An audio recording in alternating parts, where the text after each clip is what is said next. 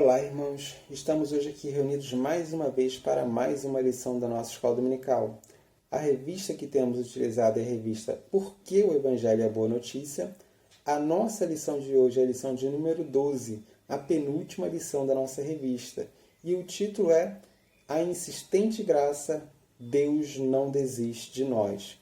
O texto base da nossa lição de hoje é o texto de Lucas, capítulo de número 22, do verso 29 ao verso de número 35 e 54 até o 62. Vamos lá. Na nossa introdução nós temos uma comparação entre a segurança dos políticos e a segurança dos cristãos. Os políticos, uma vez que estão dentro dos seus cargos, normalmente possuem certa segurança. A segurança de que eles iniciaram seu mandato e irão terminar o seu mandato. A segurança dos políticos decorre do fato de que dificilmente eles perdem os seus mandatos. Há casos em que eles perdem o seu mandato, mas normalmente eles iniciam com a certeza de que irão terminar os seus mandatos. Mas, como dito antes, às vezes eles perdem o seu mandato. Caso recente na nossa história foi o caso de Dilma Rousseff. Ela perdeu o seu mandato através de um processo de impeachment. Então, no caso dos políticos, eles possuem uma razoável certeza de que irão concluir os seus mandatos, mas essa certeza não é total, porque eles podem sim perder os seus mandatos. A questão é, e no caso dos cristãos? Podemos ter a certeza de que iremos terminar a nossa caminhada de fé, ou devemos ter dúvidas se terminaremos ou não a nossa caminhada de fé? Podemos ter razoável segurança da nossa fé, como os políticos, mas ter em mente que podemos cair da nossa fé, ou podemos ter a total convicção de que jamais cairemos da nossa fé, diferente do caso dos políticos. Esse é o tema que a nossa lição de hoje aborda. Vamos lá. Ponto 1 da nossa lição. Uma eleição irrevogável. A nossa eleição é irrevogável. Por que a nossa eleição é irrevogável? Porque ela parte da vontade de Deus, a vontade de Deus que jamais muda, a vontade de Deus que é uniforme e que não muda nunca. É importante nós termos em mente que a salvação não é uma decisão humana, não é uma escolha do homem. Não somos eu e você que escolhemos se seremos salvos ou se não seremos salvos. Não é uma decisão humana, mas é uma decisão de Deus. É Deus quem escolhe nos salvar e é graças a essa decisão dele que nós somos salvos. Não fosse Deus nos escolher para a salvação, nós nunca iríamos até Deus por causa da nossa rebeldia.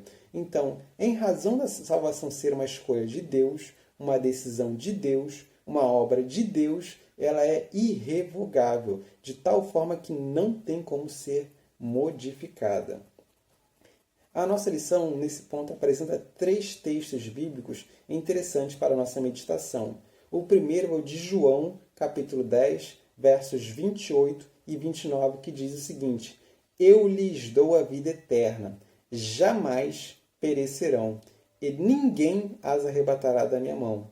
Aquilo que meu Pai me deu é maior do que tudo, e da mão do Pai ninguém pode arrebatar. Então, podemos cair da graça? Vejam só, jamais perecerão.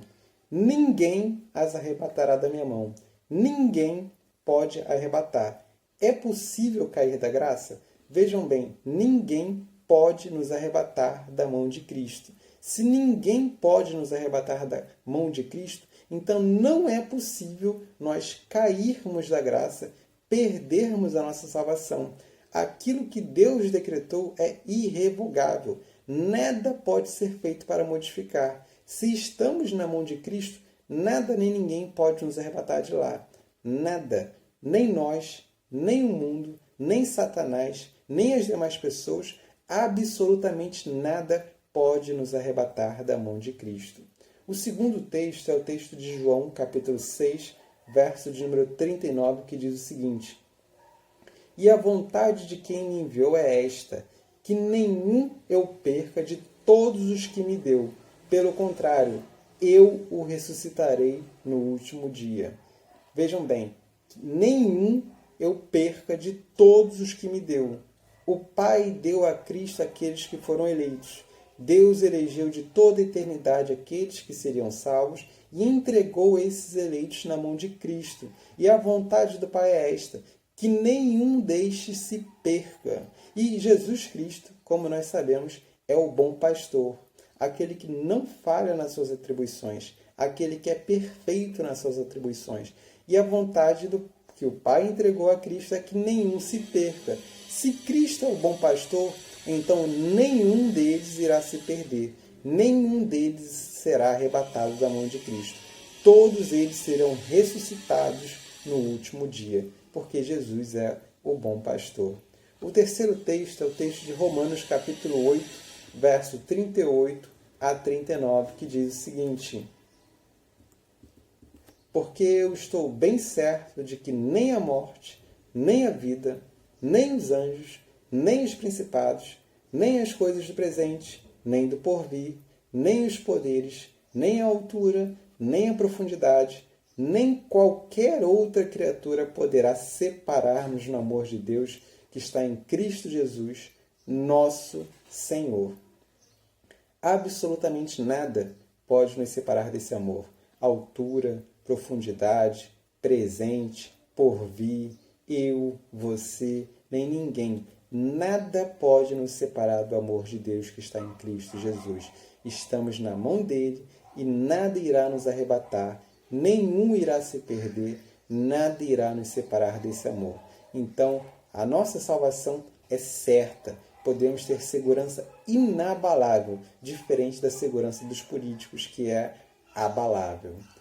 O nome dessa doutrina é a doutrina da perseverança dos santos. E ela diz basicamente o seguinte: aqueles que foram salvos irão perseverar até o fim. Então, toda e qualquer pessoa que foi verdadeiramente salva por Cristo, certamente irá perseverar nessa fé em Cristo até o fim. Ela não irá se perder definitivamente. Isso não quer dizer que ela não cairá em pecado. Ela pode cair em pecado. Ela pode, inclusive, se desviar da fé. Mas o desvio da fé dela não é definitivo. Ela, se foi verdadeiramente salva, irá retornar à igreja, irá retornar à fé e irá perseverar até o fim. Aquela pessoa que começou na fé, fé verdadeira, ainda que se perca, no fim ela continuará na fé verdadeira. É basicamente isso que diz a doutrina da perseverança dos santos. Alguns teólogos podem chamar essa doutrina também de a doutrina da preservação dos santos. Quando nós trocamos perseverança por preservação, nós estamos aqui enfatizando o responsável pela perseverança. Quem nos faz perseverar nessa fé? Quem nos faz perseverar nessa fé é Deus. É Deus o responsável por fazer com que cada um de nós persevere na fé. Não fosse Deus nas nossas vidas, nós não iríamos perseverar nessa fé. Nós iríamos nos desviar dessa fé e iríamos nos perder. Se nós estamos perseverando na fé, não é por nossa causa, não é por nossa inteligência, sabedoria, boa vontade ou qualquer outra coisa assim. Aquilo que nos faz perseverar na fé é o poder de Deus. É Ele quem preserva a cada um de nós na fé. E em razão dele, nós perseveramos na fé.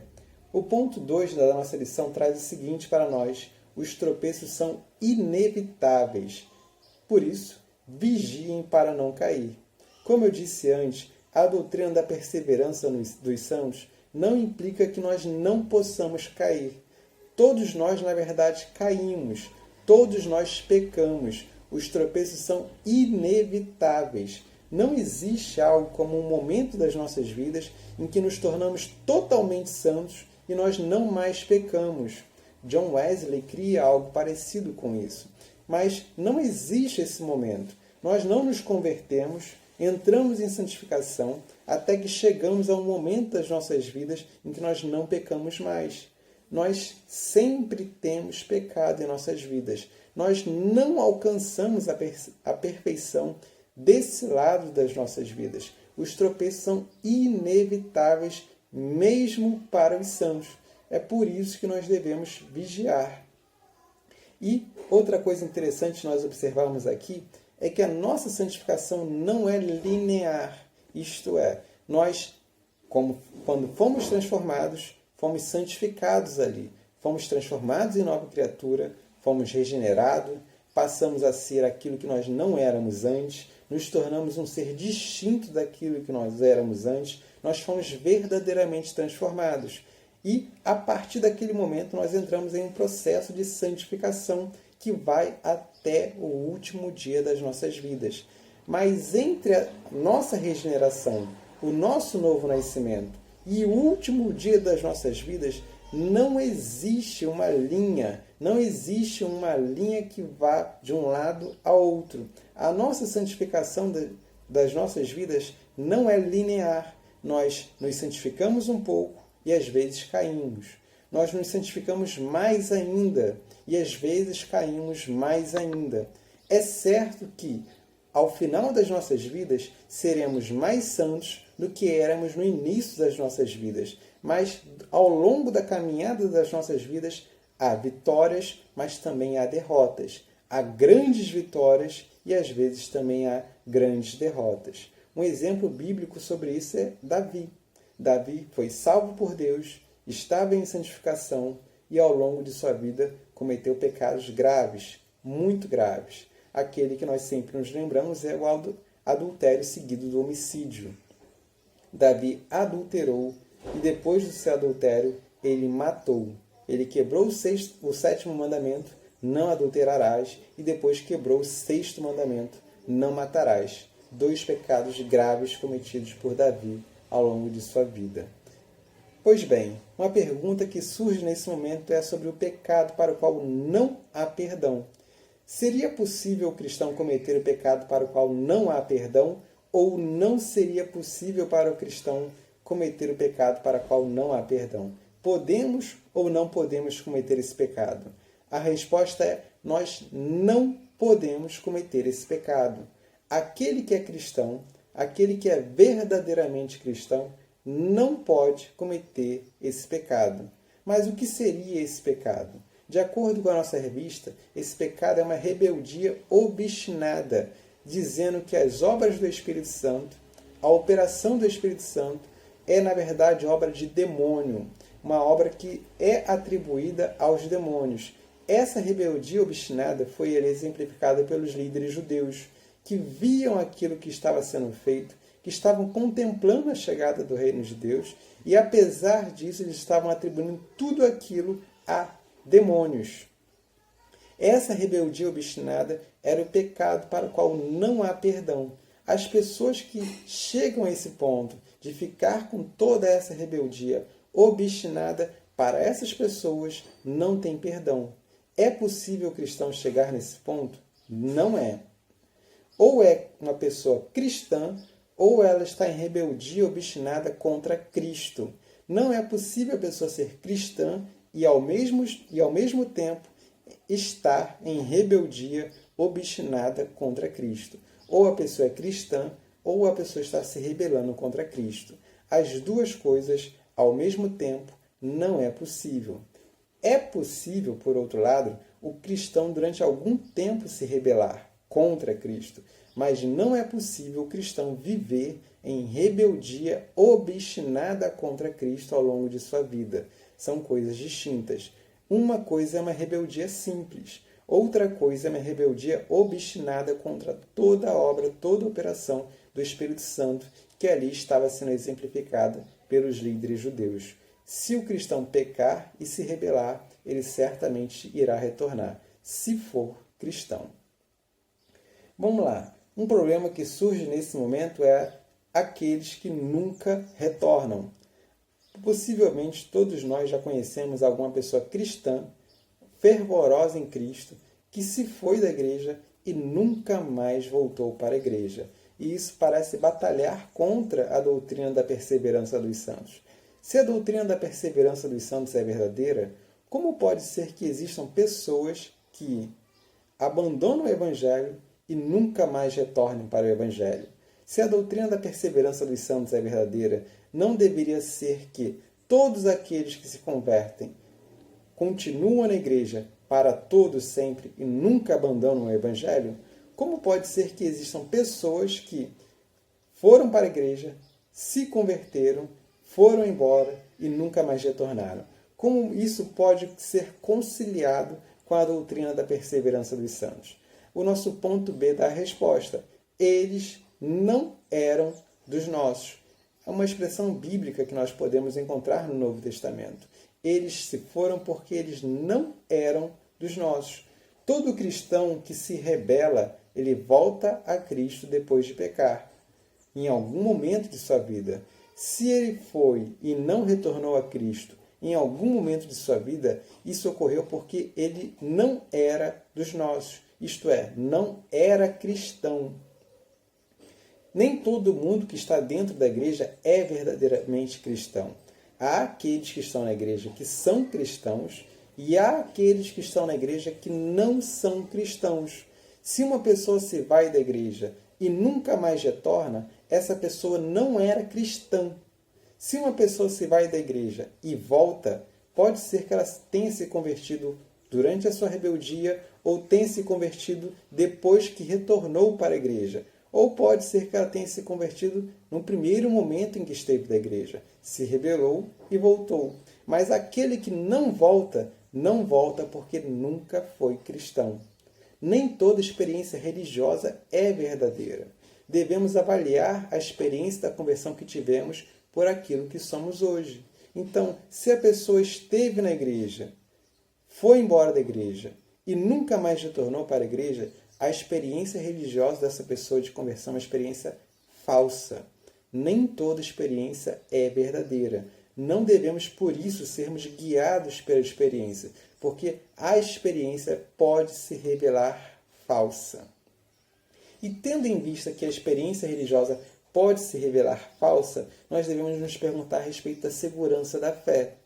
Como saber se a minha experiência religiosa foi verdadeira e como saber se eu serei realmente salvo? Isto é, se eu nunca me apostatarei da fé, se eu não serei como aqueles que foram para a igreja, vão embora da igreja e nunca mais retornarão para a igreja. Como saber se a minha conversão é verdadeira? Como saber se eu irei perseverar até o fim? Como saber se eu sou um desses santos de verdade que certamente irão perseverar até o fim? Como ter a segurança da fé?